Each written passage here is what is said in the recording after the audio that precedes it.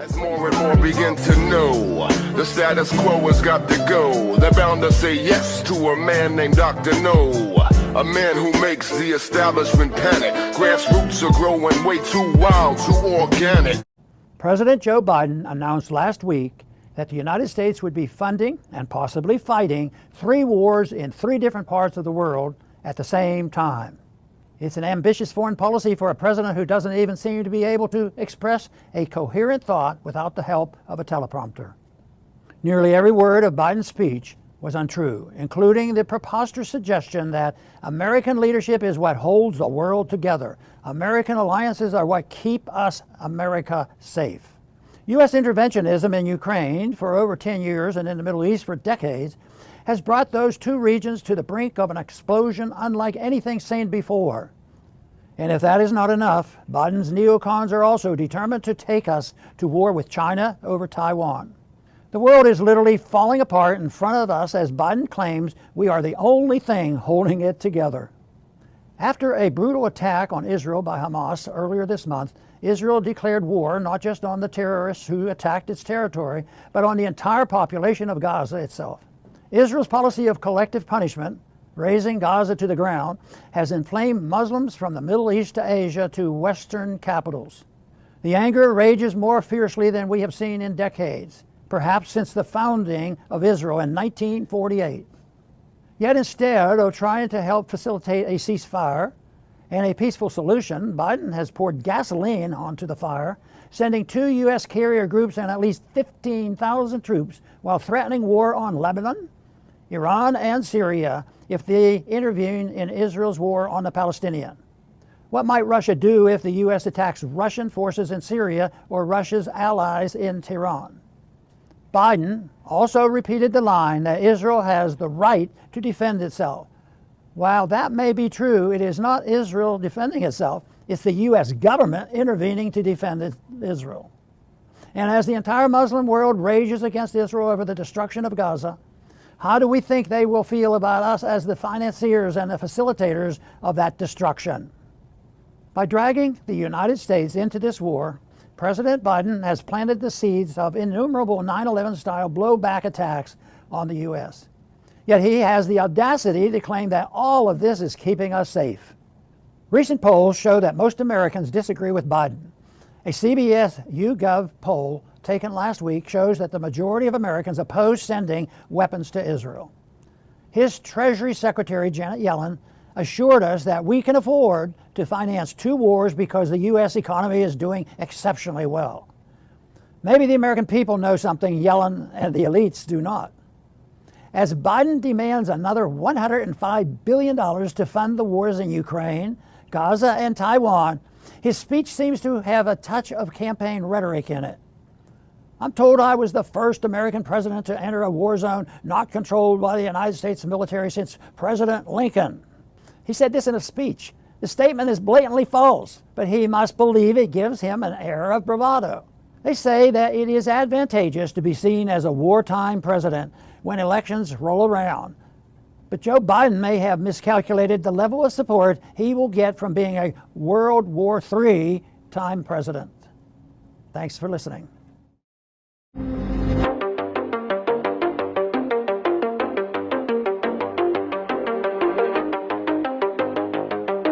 The CIA backs Ukraine's attacks inside Russia.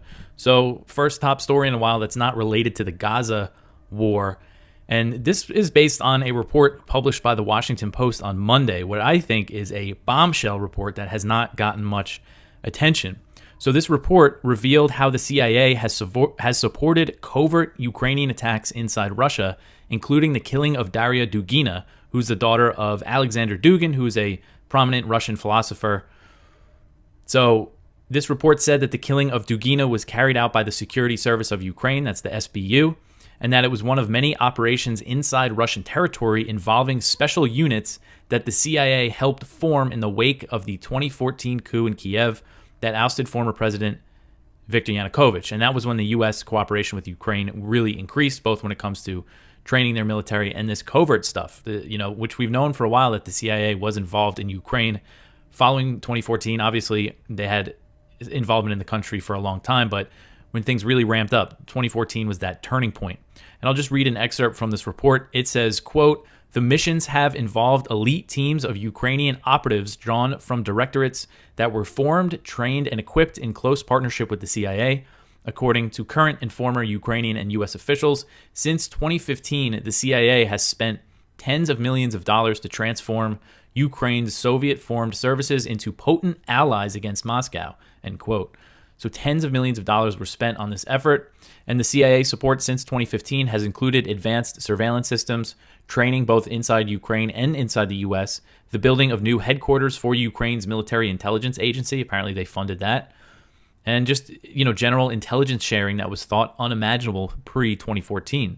And officials insisted to the Post that the CIA was not involved in the targeted killings carried out by Ukrainian intelligence, but they said the focus was on bolstering those services' abilities to gather intelligence on a dangerous adversary.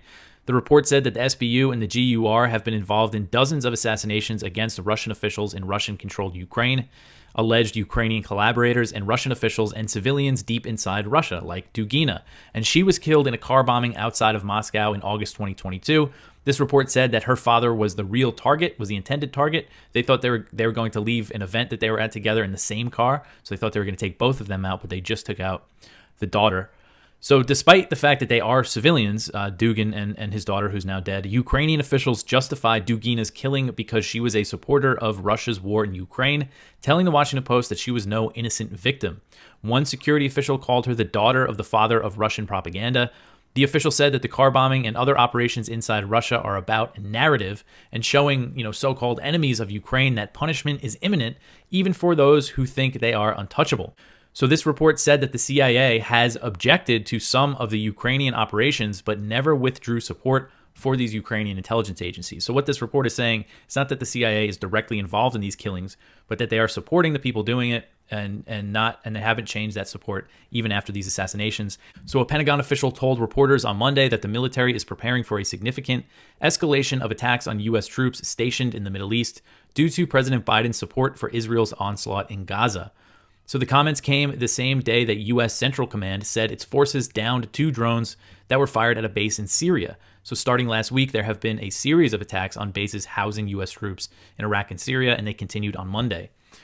So a senior Pentagon official told reporters, quote, "They've been under an increase of attacks for really the last 3 days or so at various locations," end quote.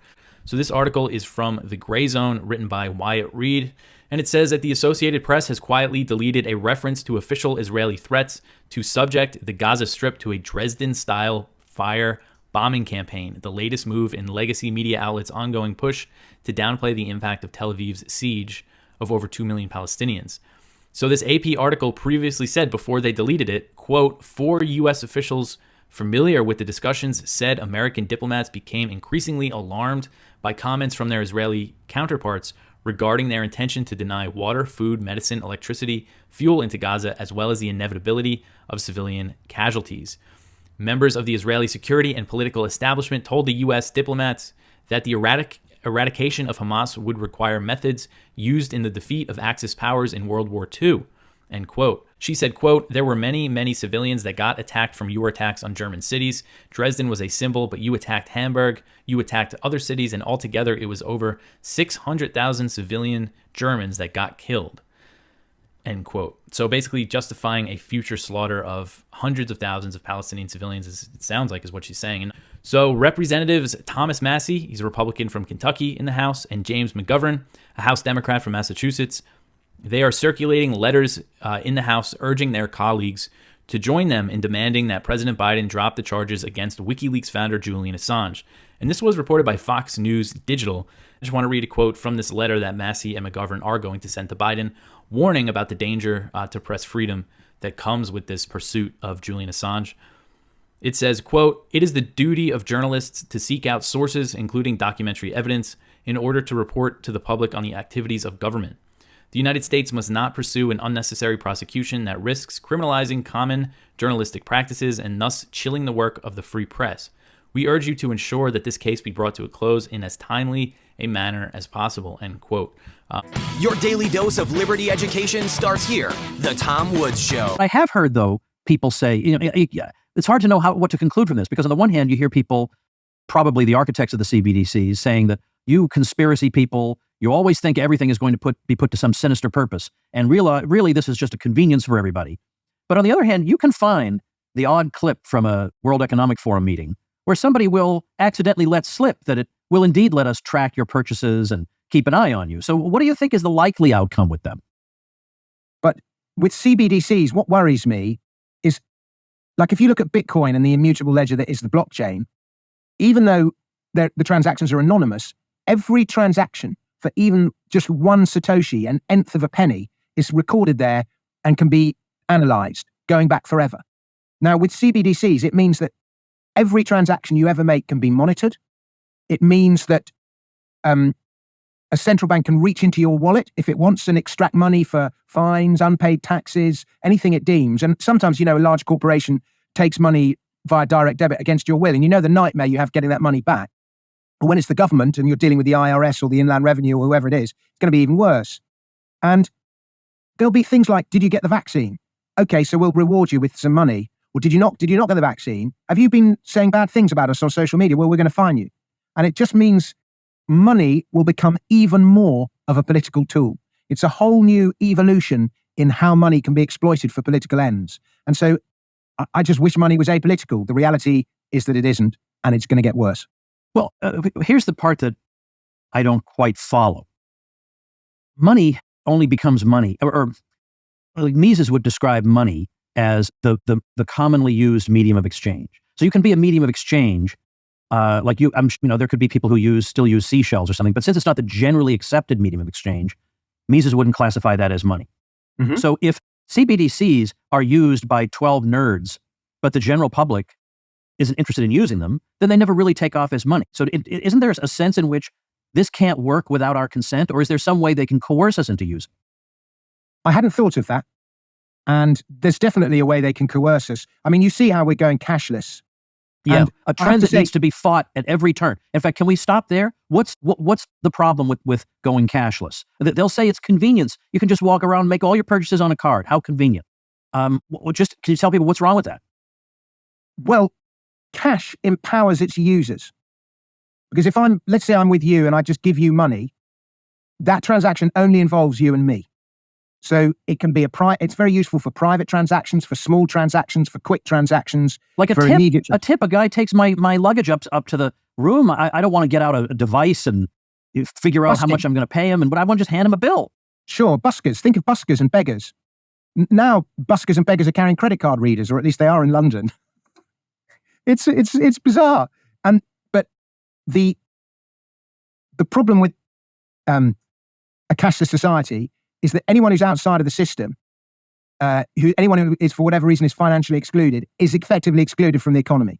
And one of the biggest economic problems in the world is the problem of the unbanked. I still think there's 2 billion people around the world who are unbanked. And people wonder, for example, why did the mobile phone take off in the third world in the way that the landline never did? And the reason is, telecoms companies would have laid landlines in the Arctic if they thought there was money to be made out of it. But to have a landline, you need credit, you need a bank account. Whereas to get a mobile phone, you don't. You only need cash. And so mobile phones have been able to take off, and smartphones in the third world in a way that the landline never could. And the same applies to money. And so one big problem with going cashless is that it is exclusive. But I will say this, in the marketplace, convenience usually wins. And one of the reasons, like, cashlessness suits governments, but I don't believe they've actually imposed it. I think it's happened because credit card readers and fintech is just so good and so advanced. I think that's the main reason we've gone cashless. And there's a few purists that fight it, and I still try to use cash where I can. But a lot of the time, it's just easier. I don't have to carry money around with me if I don't want to. I can just carry my phone and I can just go blop, and it's done. Just a general observation. In most things, America is ahead of the rest of the world, particularly technologically. But fintech-wise, the States is behind Europe. You still use checks. You use cash much more than we do in Europe. There are some countries in Europe and Scandinavia where they're already cashless. And so for some reason, fintech, we're slightly ahead of you. And so if you want to know what's coming your way, you can just look across the pond. And I just think cashlessness is inevitable. And then the next stage from there is programmable money. That's the danger with CBDCs. It's programmable money, where they can use money to incentivize you to do certain things. That's where it gets really Orwellian. I interrupted you when you were talking about ways they might coerce us into using it. Or maybe they might even just give us a slight advantage if we use it, which will be enough for a lot of people. Social credit rating. It's, they use it in China already, so I believe. And, we have a thing called the Ministry of Nudges, and I bet you have something similar in America. It's not, a Ministry of Nudges is an unofficial name, but it's where they have behavioral psychologists who work with government ministers in order to effect policy. So, for example, they found if you send someone a photograph of your car while you're committing some kind of traffic violation, it's much more likely way of getting you to pay quickly for the traffic violation than if they just send you a fine. So there's all these little ways that behavioral psychology is used as a tool of government. And for sure, when CBDCs come along and programmable money, the behavioral psychologists are going to have a field day.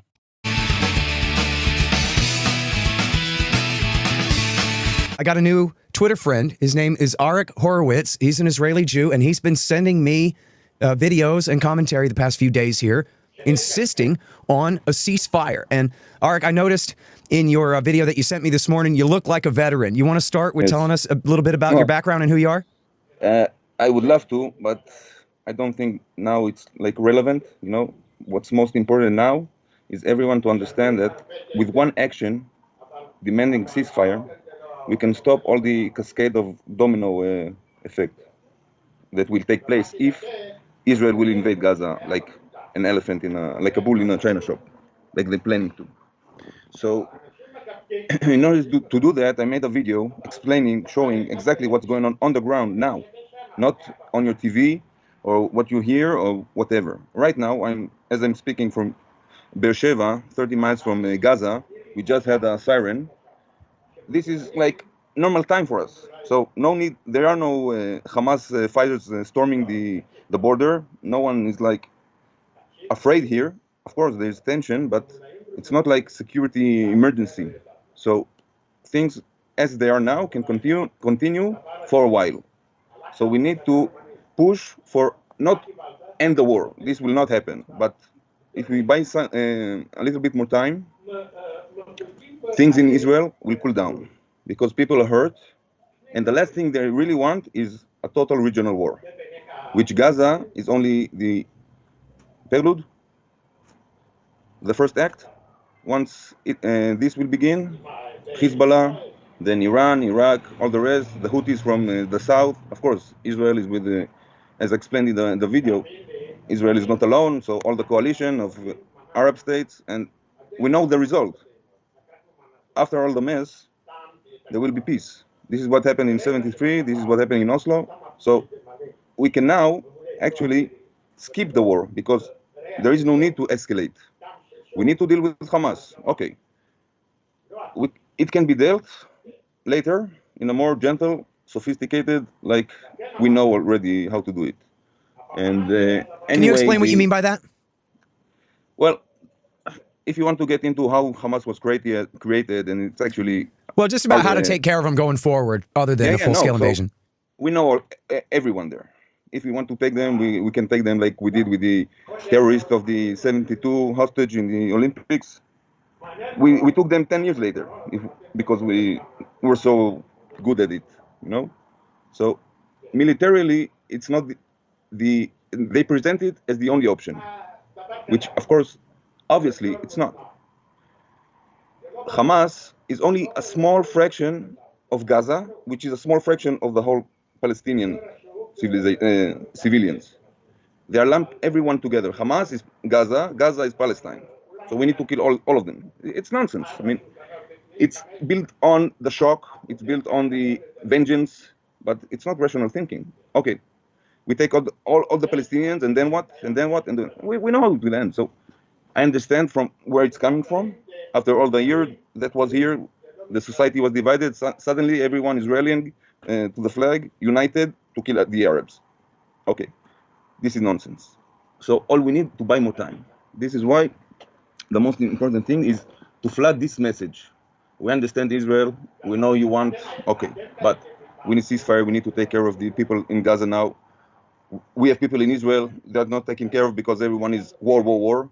But we got communities that were hurt, not only individuals. So it's a massive challenge. So it's in the benefit of everyone. Can you tell me what your estimate is of Israeli public opinion right now? No, It's- no, I mean, the no. land This is the invasion worst- has been this is the delayed. worst. Is that because of public opinion? I'm sorry? The land invasion has been delayed. Is that because of public opinion or No, international it was opinion? in spite of. I see. Look, there, you know the political landscape a little bit. There are leftists here, pro-Palestinians and stuff like. They are now talking about leveling Gaza, leaving no one alive there. This is how far we've gone in public opinion. Okay? So that's the overall consensus. Yeah, no doubt. And people I talk to, look, it's like you have the Ben Shapiro types here that want war no matter what.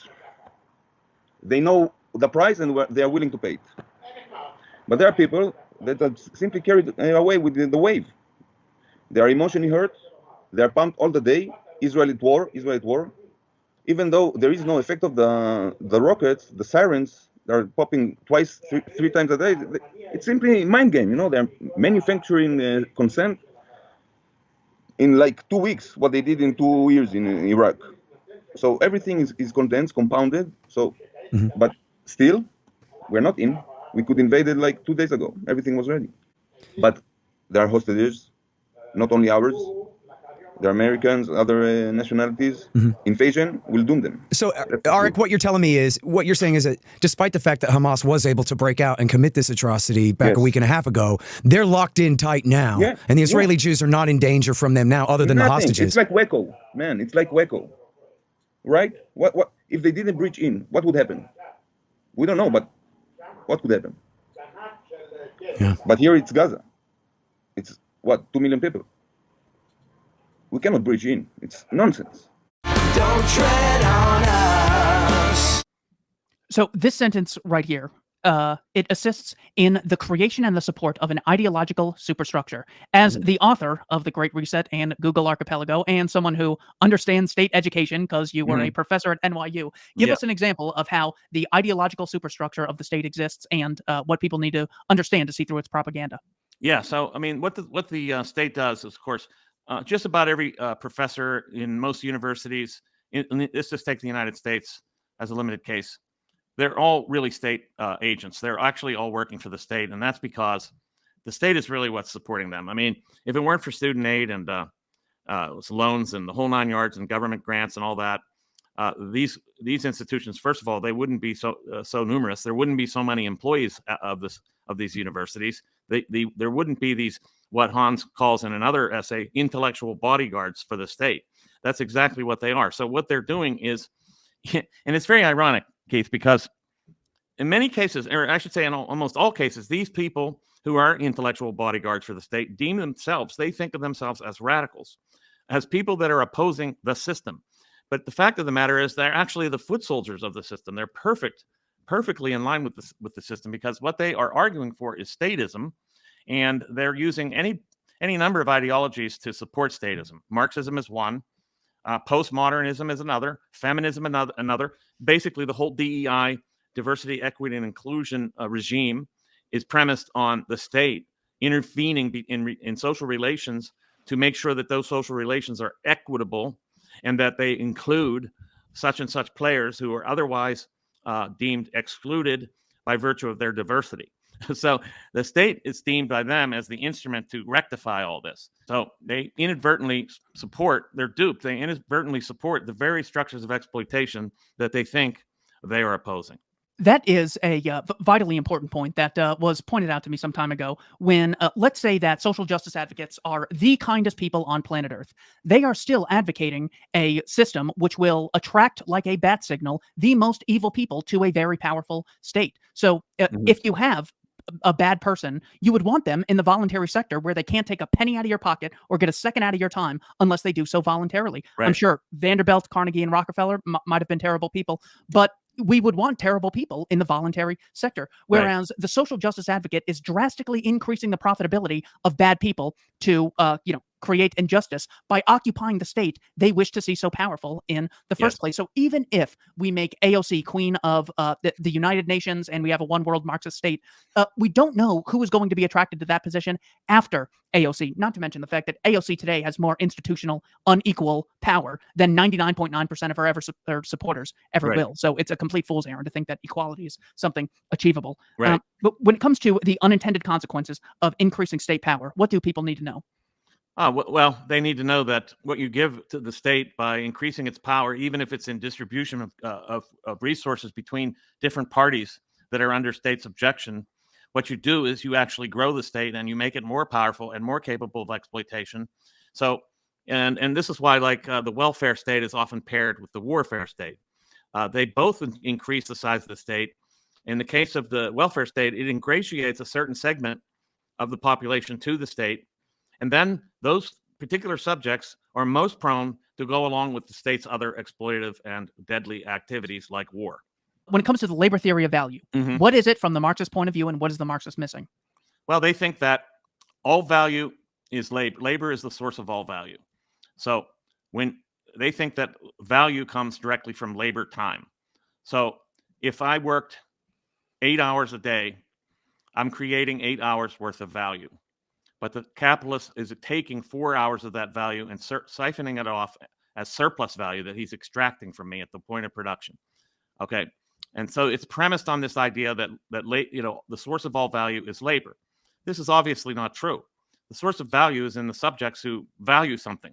It's subjective, and it is not tied to labor strictly at all. In fact, there's value that's created that takes very little labor, and there's some labor that leads to no value whatsoever.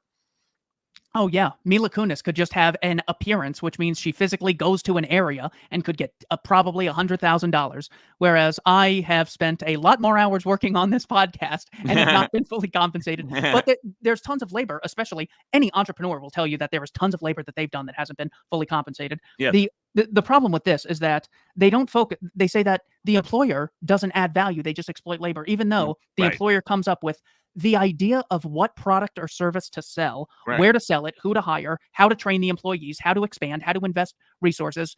They literally say, like, the nucleus of this operation actually isn't important at all. Like, well, where would you rather be? I'm going to drop you in like any society at any time. Would you want there to be a bunch of capitalist employers competing for your value, or none of these exploiters? Well, you can clearly see that when the exploiters are competing amongst each other, you're actually able to reap benefits from that.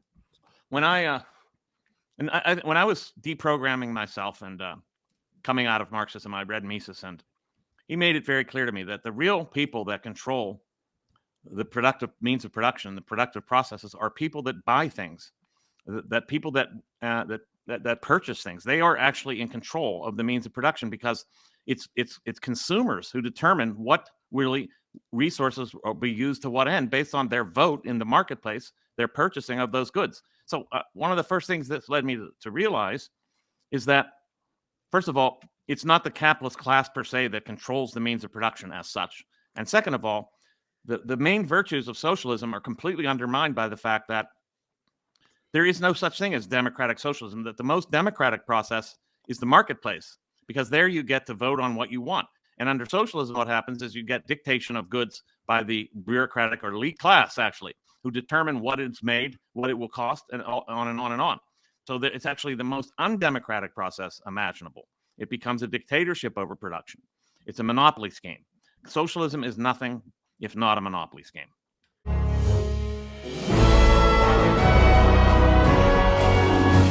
Or does it reflect a much more concerning trend?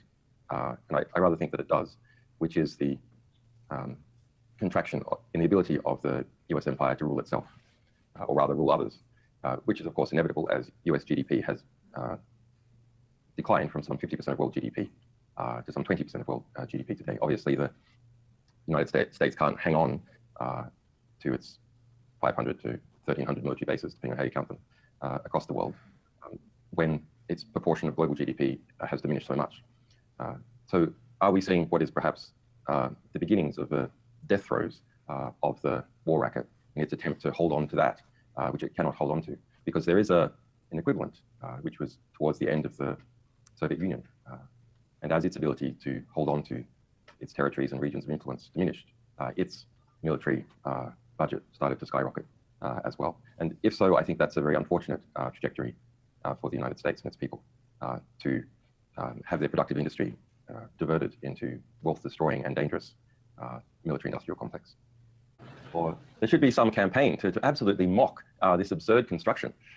When it first came out, I said, look, the CIA, it was actually the maiden speech of Pompeo, is calling us a non-state intelligence agency. This is absurd to be called this phrase by a state non-intelligence agency.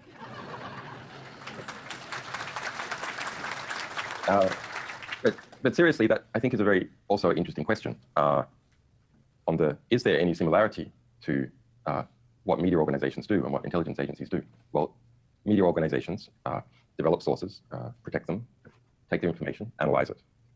And the analytical part of intelligence agencies also develop sources, take their information, and analyze it. But the key difference is what happens at the end, or rather what should happen at the end, which is a media organization publishes, an intelligence organization doesn't publish. And on this spectrum between intelligence organization and pure publisher, WikiLeaks is famously obsessively pure in its publishing. That is, what we obtain, provided it fits our editorial criteria of being significant and suppressed, then we publish all of it, sometimes to much criticism.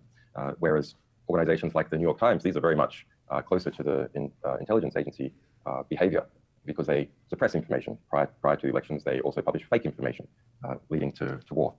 In fact, as someone who's involved in the media business and who's been the subject of a lot of media, I can't tell you the degree of contempt and frankly revulsion I feel for most of the media industry. There are some fine exceptions, but these are exceptional people, in part because they are such an exception and have to nonetheless deal in that environment. If you think about the Iraq War, what is we all know the culpability of the CIA, and the Bush administration, but what is the culpability of journalists in the Iraq War and in other wars? Well, look at the numbers. If you look at the number of political journalists in the United States, but the equally serious problems here in the United Kingdom, actually it's something like 5,000 active political journalists. We're not talking about sport or cooking or something. So the failure of these political journalists, national security journalists, their failure to do what they claim is their job resulted in how many deaths? Easily over 1 million, maybe pushing up to 2 million if you include the knock-on effects in Syria and Libya. So what is the death count per journalist? It is several hundred people killed by your average political journalist as a result of their incompetence and their failure to do the job that they promised to do, which is to hold power to account, to not censor information and withhold it from the public if they know about it, and to be ever questioning. And I would say also to fight for the rights to continue that activity. In the United States, that's the First Amendment, internationally, Article 19. So I'm fond of saying that at one level, the CIA is perhaps the most incompetent organization that has ever existed. Let's look at what it professes its competence to be. It professes its competence as protecting the security interests of the American people and, to a degree, its allies. But this is the organization whose actions gave us a theocracy in Iran, who gave us Pinochet in Chile, who gave us the Iraq War and all the terrorism and squalor and death that emerged from that, who gave us Libya and turbocharged ISIS and jihadist groups across the Middle East. This is an agency that can't even keep its secrets from WikiLeaks, a small publisher. I find it absolute madness. Look at our rescue of Edward Snowden from Hong Kong, while I was trapped in this embassy. That's absolutely ridiculous. But I have a cool staff. They're bright people, but we're a small investigative publisher. How can it be that in a well-defined toss-up to get Edward Snowden asylum somewhere or have him be arrested, where it's just us lot and a few friends and lawyers against these titanic organizations, and we're successful? It doesn't make any sense. So the answer is that I'd like the answer to be that all me and my staff and our lawyers, we're all geniuses. But I'm afraid the reality. The reality is that these are just totally incompetent organizations with a Stalinist bureaucratic structure who don't really believe in half the work that they do, who are always looking about how to get to get some money, enter into the contractor sphere, and so on. So I think in some ways we should be quite hopeful about those examples of just how incompetent these organizations are.